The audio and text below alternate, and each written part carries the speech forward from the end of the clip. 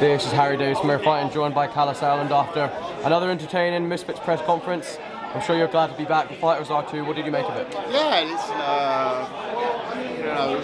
it's always the world of entertainment. I say Misfits. We had a great start to the year in Leeds and went on to Nashville. Now we're in London. We're off to Houston in a couple of weeks. A couple of very big summer events to be announced in the next few days, weeks. Not giving too much away, but some nice announcements to make. So yeah, very exciting times.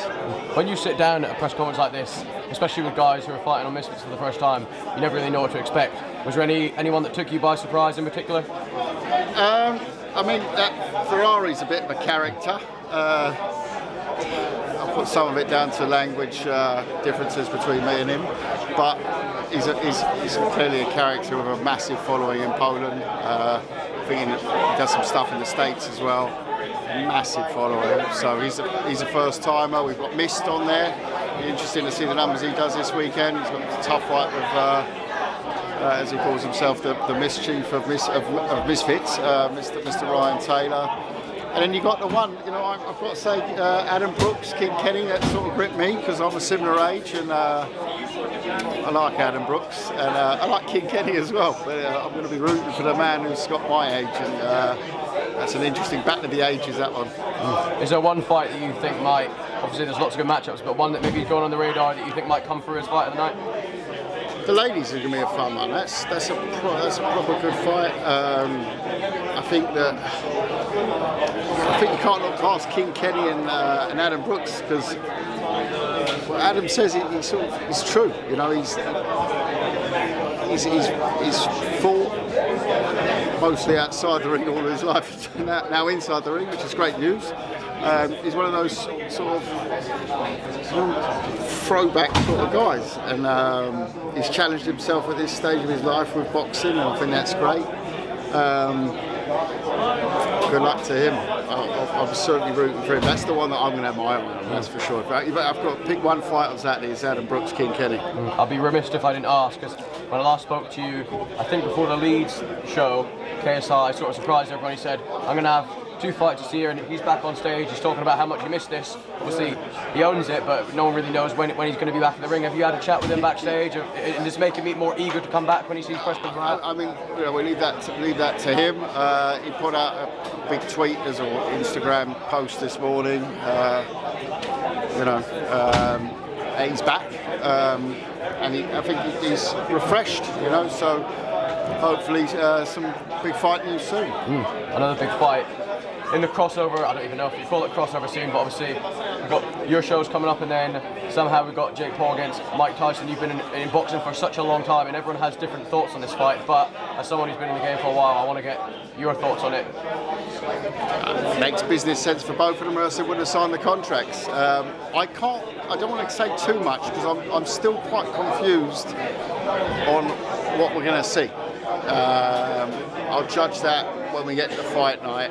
I mean, it's quite an age gap, isn't it? You can't look past that. But I'm not going to listen. It's their business. They want to go and do that.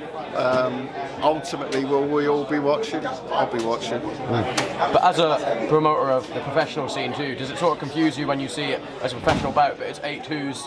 You think, how can this? That's the part that again, I want to give them the benefit of the doubt and see what they announce.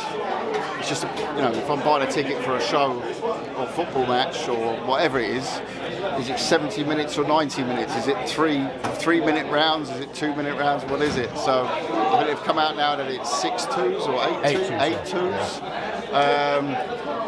Yeah, I mean, I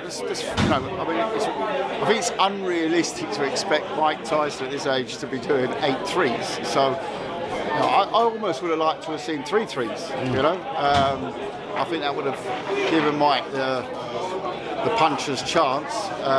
It will all, you know, listen, if he's got anything left, I mean, Mike Tyson, you mustn't forget in his professional career, he lost, I think, 3 of his last 4 as owned by knockout. So he was already on the way down. That was a couple of decades ago. So, you know, what's really there at the same time, you know, Mike Tyson's Mike Tyson. Has he got that sort of aura about him still? I don't know. I really don't know. I haven't seen Mike Tyson since, I think it was a WBC convention a few years ago. I wouldn't have guessed that then, that he would be making a comeback. But he had the fight in lockdown with Roy Jones as well. It ended up a draw, wasn't it? Yeah, because there was no winner. There was no winner in it, yeah, so it was a draw, also an odd one. But hey, listen, you know, Mike Tyson's given so much to the sport. If he wants to go and do this and earn a load of money from it, hey, that's his right. Yeah? He's given his whole life to boxing. So if he wants to go and earn a few quid at a ripe old age of 59, is it? 50? He'll be 58 when he fights. 58, then no one can say much to that. You know, that's his decision for him and his family. And your main man, Chris Eubank Jr., it's almost nice to see when a promoter and fighter part ways on good terms, because it can be so bitter nowadays. Yeah, I mean, you know, all good things come to an end. And you know, we found an amicable solution, or an amicable agreement. Yeah, so there's not really much more to say to that. Wish him all the best. Obviously, as a former promoter now for Chris, but as a friend too, what would you like to see him do? Listen, I haven't actually thought about that part. There's some great fights out there for him, and I'm sure Chris knows the game of boxing really well. So he'll know what's best for him, and good luck to him and Nova Sports. And we got this on Saturday, and then next week we got the big undisputed clash. I spoke to you last time before it got cancelled. Yeah, I mean, looking really forward to be over the next week. We've got the co-feature. Myris Bridis shall become 4-time cruiserweight champion of the world. Very excited about that fight, especially if you go and watch the first fight. I remember being down under, and that was a big upset at the time. And that, Myris Bridis won the second half of the fight, smashed him pillar to post. In the first half of the fight, he was dropped for the first time. So it was really a fight of two halves. Now, people who say, oh, Bridis got nothing left in the tank, let me reiterate, he won the second half of the fight. He didn't gas, it was exactly the opposite. He was flat for the first 6, and then absolutely smashed Oppenheimer all over the gaff. So it's interesting from that point of view. But Myris is by far, I don't think anyone would argue with me on this, he's the most decorated active cruiserweight out there, but he's also the one that has got that full arsenal of he can box, punch, take a punch. He's got everything. Ask Oleksandr Usyk what he thinks about Myris Bridis. Do you expect Tyson's eye to cut open early, the one that obviously forced the... No. It's been, what has it been, quite a few months there. Yeah, no, that should all be fine. But I don't think it's going to be... I think it's going to be I've just got this feeling that Tyson's going to put on a massive display. I think fighting-wise, skill-wise, boxing IQ-wise, you can't split them. I've promoted Usyk in the past, great fighter, great personality. Tyson Fury, consider him a friend since many years, since the days when he was training out of our gym in Berlin, when he did a lot of training out there, and I remember watching him as a young man and thinking, wow, he's such a personality, great for the sport. And it's open. That, by the way, that whole Saudi Arabia sort of shows and what they're doing in boxing and what they brought into boxing.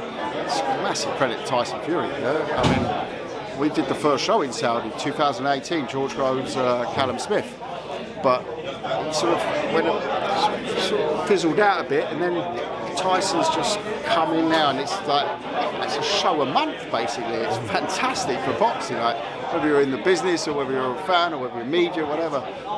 It's just so many highlights, and a lot of that you've got to give credit to Tyson again. And I do think it's going to be his night next week. But again, may the best man win, and can't wait to watch an undisputed heavyweight championship. That's fantastic.